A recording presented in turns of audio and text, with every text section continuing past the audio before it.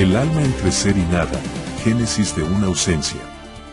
La idea del alma, entendida como principio vital, esencia inmaterial o núcleo espiritual del ser humano, surge en múltiples culturas y momentos históricos de manera independiente, como respuesta a la experiencia de la muerte, el sueño, la conciencia Ñ, la identidad, los dioses y otros. No hay un único origen. Existen núcleos civilizatorios donde esta noción adquiere formas sistemáticas, filosóficas y religiosas. En el Egipto antiguo, en el siglo 3000 a.C., los egipcios desarrollaron una concepción compleja del alma compuesta por varias partes, el Ka, fuerza vital, el Ba, personalidad o alma que podía abandonar el cuerpo, y el Ak, espíritu transfigurado tras la muerte. Esta visión está íntimamente ligada a la creencia en la inmortalidad y el juicio post-mortem. En la India védica, 1500 y 1600 a.C., aparece la noción de Atman en los Vedas y Upanishads, una forma espiritual del yo que es idéntica al Brahman, el principio absoluto. El alma no solo es eterna, sino que se transmigra, samsara y se libera mediante el conocimiento, moksha. En la filosofía griega, siglos V y IV a.C., con filósofos como Pitágoras, siglo VI a.C., introduce la idea de la metempsicosis, el alma como entidad inmortal que transmigra entre cuerpos. Platón, siglo IV y V a.C., concibe el alma como inmortal, tripartita, racional, irascible y apetitiva, y fuente de conocimiento verdadero. En el Fedón y el Fedro articula su visión metafísica. Aristóteles, siglo IV a.C., reinterpreta el alma, psiché, como la forma del cuerpo, principio de vida, sin afirmar su inmortalidad personal. Su tratado de Anima es fundamental. En el pensamiento persa, zoroastrismo, del siglo XV a.C., se encuentra la idea de un alma enfrentada a fuerzas del bien y del mal, que tras la muerte será juzgada. Esta visión influye luego en el judaísmo y el cristianismo. En el judaísmo postexílico y el cristianismo inicialmente, el alma en el Antiguo Testamento es más bien el aliento, nepes vital, sin énfasis en la inmortalidad individual. Pero con la influencia helenística, aparece una concepción dualista y trascendente del alma, desarrollada luego por autores como San Agustín, quien combina el cristianismo con el platonismo. En síntesis, la idea del alma no nace en un lugar y fecha precisos, sino que emerge en paralelo en las primeras civilizaciones como una necesidad de pensar lo invisible que anima el cuerpo, lo que sobrevive a la muerte, y lo que constituye la singularidad del ser humano. A través de la religión, la filosofía y el mito, se despliega en diferentes registros que siguen resonando hasta hoy. ¿Cuál sería la definición de alma? La definición de alma varía según el contexto filosófico, religioso o cultural en que se formule.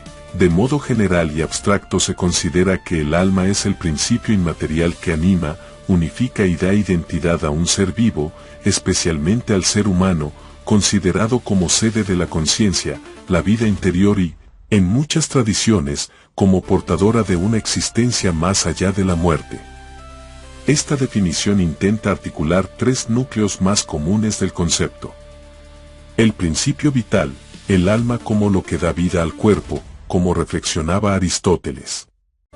También se ha sostenido el alma como sujeto de conciencia, un alma como lo que se siente, piensa, recuerda y elabora sentido, como en Descartes, Kant o en muchas religiones. Finalmente el alma como entidad trascendente. El alma como algo inmortal o capaz de sobrevivir al cuerpo, dotada de una existencia posterior o anterior fueron concepciones como en Platón, el cristianismo o el hinduismo. Para Platón el alma es una sustancia inmaterial e inmortal que preexiste al cuerpo y conoce las ideas. Aristóteles dice que es la forma de un cuerpo natural que tiene vida en potencia, el acto primero de un cuerpo vivo. En el cristianismo el alma es creada por Dios, inmortal, y será juzgada al final de los tiempos. La psicología moderna evita hablar de alma y se enfoca en procesos mentales, conciencia y subjetividad. El budismo niega la existencia de un alma permanente, anak, proponiendo una visión del yo como compuesto transitorio. Cada tradición ha llenado este concepto con sentidos diversos, desde lo místico hasta lo racional, desde lo ontológico hasta lo metafórico. Por eso, cualquier definición del alma debe reconocerse como parte de un horizonte cultural e interpretativo determinado. ¿El alma es relativa o absoluta? Este interrogante remite a un debate ontológico y metafísico profundo que ha atravesado siglos de pensamiento. No hay una única respuesta, sino que depende del marco filosófico o religioso en el que se sitúe la noción de alma. El alma como absoluta. En esta perspectiva, el alma posee una existencia propia, inmutable e independiente del cuerpo, a veces incluso identificada con lo divino o lo eterno. Esta idea aparece en Platón: el alma preexiste al cuerpo y accede al conocimiento verdadero, participa del mundo de las ideas, que es absoluto. En el hinduismo, Vedanta, el Atman, el alma individual, es idéntico al Brahman, el absoluto. El alma, en su núcleo más profundo, es lo eterno. En el cristianismo clásico, el alma es creada por Dios, es inmortal y única, y está destinada a una salvación o condenación eterna. En esta postura, el alma es absoluta, porque su valor, identidad y destino no dependen del cuerpo ni del mundo sensible. El alma como relativa. Aquí, el alma no es una entidad fija ni trascendente, sino una función, proceso o construcción que depende de condiciones corporales, sociales o culturales. Aristóteles exclama que el alma es la forma del cuerpo, es decir, su principio organizador. No existe separada del cuerpo. Es relativa al ser viviente. El budismo niega la existencia de un alma eterna. Lo que llamamos yo o alma es una ilusión compuesta de elementos transitorios, escajas. En el psicoanálisis. Filosofía moderna. El alma se reconceptualiza como psique, conciencia o subjetividad, que se forma en relación con el lenguaje, la cultura, la historia. Es relativa y contingente. En esta postura, el alma es relativa, porque no existe por sí misma, sino en función de condiciones materiales, biográficas o simbólicas. Si el alma es entendida como sustancia espiritual eterna, es absoluta. Si es concebida como una manifestación del cuerpo o un efecto del lenguaje o la cultura, es relativa. Ambas visiones no solo son opuestas, también son sintomáticas de distintos modos de habitar el mundo. La creencia en un alma absoluta funda una metafísica del sentido y la trascendencia.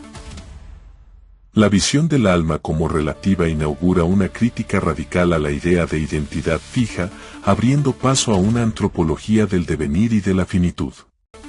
Beta profunda. El alma toca una beta filosófica muy profunda y ha sido abordado desde distintas tradiciones que problematizan la relación entre lo absoluto, la identidad y la nada.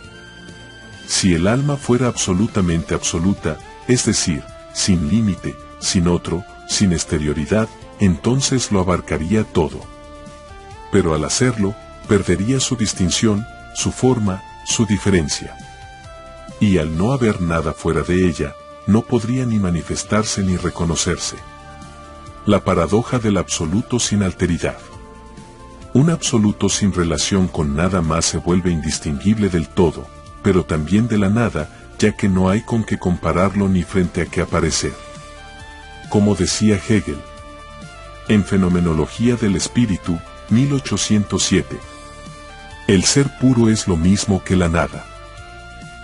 Es decir, lo absolutamente indeterminado, por no ser algo en particular, deviene indistinto y, en cierto sentido, autonegado. Mística negativa o apofática. En la tradición neoplatónica y cristiana, como en Pseudo Dionisio o Meister Eckhart, se dice que Dios, el absoluto, es tan radicalmente otro que no puede ser dicho, ni pensado, ni definido. Su plenitud lo torna inefable. Y en esa infinitud, el alma que se une a él debe también vaciarse, anularse, desaparecer. Advaita Vedanta, India. El Atman, alma, y el Brahman absoluto son uno, pero solo en el momento en que cesa toda diferenciación. La idea de que el alma individual es real es una ilusión maya. Cuando se reconoce su identidad con el todo, no queda un sujeto separado que pueda decir yo. Es decir, el alma, en su realización absoluta, se disuelve. Lógica de la autonegación.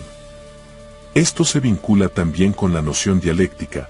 Todo absoluto que se actualiza en el mundo necesariamente se fractura, porque al manifestarse se limita.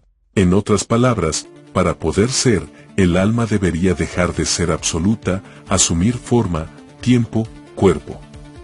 Pero al hacerlo, deja de ser pura.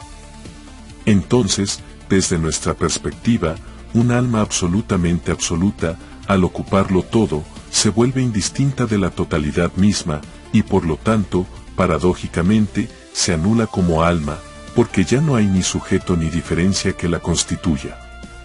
El alma, en tanto se piensa o se siente, requiere un borde, una tensión, un otro. Lo absoluto puro, si no se diferencia, se diluye en silencio o se vuelve vacío de toda determinación. Este razonamiento puede conducir a una conclusión radical. El alma, para ser, necesita no serlo todo. Solo en su límite, en su fractura o en su relación con lo finito, puede existir como alma. Pensamiento filosófico.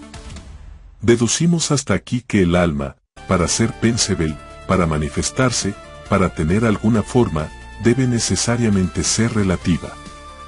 O, mejor dicho, si existe como experiencia, como identidad o como conciencia, no puede ser absolutamente absoluta. Desglosamos esta deducción con más claridad. Lo absoluto es indiferenciado. Si el alma fuese completamente absoluta, es decir, sin relación, sin límite, sin alteridad, entonces sería lo mismo que el todo, que el ser puro. Pero el ser puro, como decía Hegel, es lo mismo que la nada, porque no tiene determinación alguna. Por lo tanto, un alma absolutamente absoluta no puede manifestarse ni ser pensada ni distinguida. Todo lo que se manifiesta, lo hace en un contexto de diferencia, de tensión, de forma. El alma, como conciencia, como sentido de sí, como principio vital o espiritual, aparece siempre en un cuerpo, en un mundo, en un tiempo. Eso la vuelve dependiente de lo otro. Entonces, lo que aparece, lo que se expresa como alma, ya es en alguna medida relativo, está en relación. Decir que el alma es relativa no implica negarla, sino reconocer que su ser depende de condiciones, relaciones, límites, lenguaje, experiencia.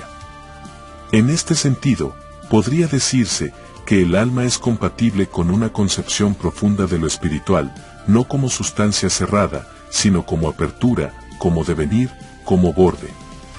La paradoja mística. Incluso las tradiciones que postulan una unión del alma con lo absoluto, como el cristianismo místico, el sufismo o el Advaita Vedanta, reconocen que esa unión implica una pérdida del yo, una especie de anulación o vaciamiento de la individualidad. Para que haya alma como experiencia del ser, tiene que haber separación. Y donde hay separación, hay relatividad. El alma, al ser absolutamente absoluta, se disuelve en la totalidad y pierde su capacidad de ser reconocida o experimentada, entonces toda experiencia o idea del alma supone una forma de relatividad. Por lo tanto, el alma es, en su forma viva, pensable, sentida, relativa por necesidad ontológica. Su misterio no está en su fijeza, sino en su tensión, entre lo que es y lo que se escapa.